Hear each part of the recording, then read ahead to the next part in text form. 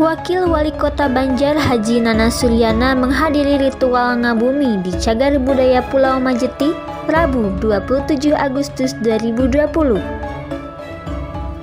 Hadir sebagai pembicara sejarah Ketua Dewan Kebudayaan Ciamis yang juga Rektor Universitas Galuh, Dr. Haji Yatros Piabrata, para seniman, budayawan, dan masyarakat sekitarnya.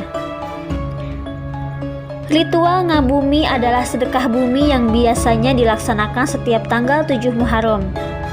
Ritual ini kembali dihidupkan untuk menggali sejarah masa lalu, bukan untuk tujuan kemusyrikan tapi membuka peluang wisata religi sebab ada irisan dengan sejarah Islam di Kota Banjar. Pulau Majeti sebelumnya terkenal sebagai tempat pemujaan dan tempat pesugihan. Makanya daerah ini diabadikan dengan nama Kampung Siluman.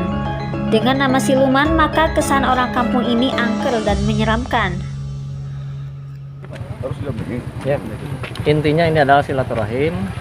Kedua, juga acaranya tasakur binikmah. Kita bersyukur atas nikmat yang diberikan oleh Allah Subhanahu wa taala dengan diciptakannya alam semesta ini. Jadi hajat bumi lamun cekurang Sunda mah. Gitu ya. Nah, ini juga bagian dari itu, silaturahim. Tapi ada hal yang harus digarisbawahi bahwa 4 item penting dari momen acara tersebut, yaitu yang pertama bahwa acara ini selain dari silaturahim dan tasakur binikmah, ini menggali sejarah. Ternyata sejarah Pulau Majeti itu sudah tercatat di beberapa buku literasi dan ada beberapa hal yang betul-betul saya juga baru tahu lengkap barusan, bahwa berhubungan dengan Syekh Syarif Hidayatullah pernah juga ke sini. Ya, kemudian juga yang kedua, ya tadi yang pertama menggali sejarah. Yang kedua memelihara dan melestarikan situs budaya. Kemudian yang ketiga, ini juga yang tidak kalah penting, kita menepis kemusyrikan. Bahwa Pulau Majeti ini bukan tempat meminta-minta. Bukan tempat orang datang ke sini meminta sesuatu kemudian bakal dapat sesuatu, bukan. Ini adalah sebuah situs budaya dengan sejarah yang panjang, yang banyak dan perlu dilestarikan.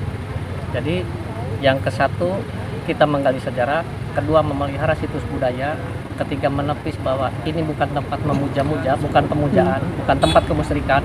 Kita berdoa tidak ada yang lebih kuasa daripada Allah Subhanahu wa taala. Tetap barusan juga dihadiri, alhamdulillah ada para ulama, para ustadz, ada akademisi, kebetulan ini kakak saya Pak Rektor Uniga juga Pak Dekan juga hadir, kemudian juga tokoh-tokoh budaya. Jadi lengkap, semuanya lengkap. Dan yang terakhir yang harus lebih digarisbawahi, bagaimana situs budaya ini kemudian dijadikan peluang untuk pemberdayaan masyarakat sehingga bisa meningkatkan daya beli masyarakat. Ya, peluangnya sendiri seperti apa itu, Pak? Peluangnya luar biasa. Kan kita tahu sudah ada jembatan penghubung Jawa Barat Jawa Tengah. Ya, dan itu miliaran. Nggak mungkin nggak dilanjutkan dengan pembebasan lahan dan pelebaran jalan, karena itu jalan tembus. Dan akhirnya Pulau Majeti bukan Pulau Majeti pindah ke kota, tetapi jalan membuat Pulau Majeti jadi kota, karena ini nanti bisa jadi jalan nasional, jalan yang menghubungkan 2 provinsi. Dan peluang kepada masyarakat untuk pemberdayaan ekonomi, bagaimana di sini nanti ada rest area selain situs budaya, bagaimana kemudian juga UMKM menangkap peluang ini untuk membuat produk-produk yang menarik dijajakan di sini. Insya Allah saya melihat dari sekarang ini akan jadi tempat istirahat dari para pejalan itu dalam kendaraan untuk beristirahat di titik yang paling diminati. Dan peluang itu harus ditangkap, bagaimana nanti di sini harus ada tempat istirahat yang mewakili 3 unsur keluarga, bapak-bapak, ibu-ibu, anaknya.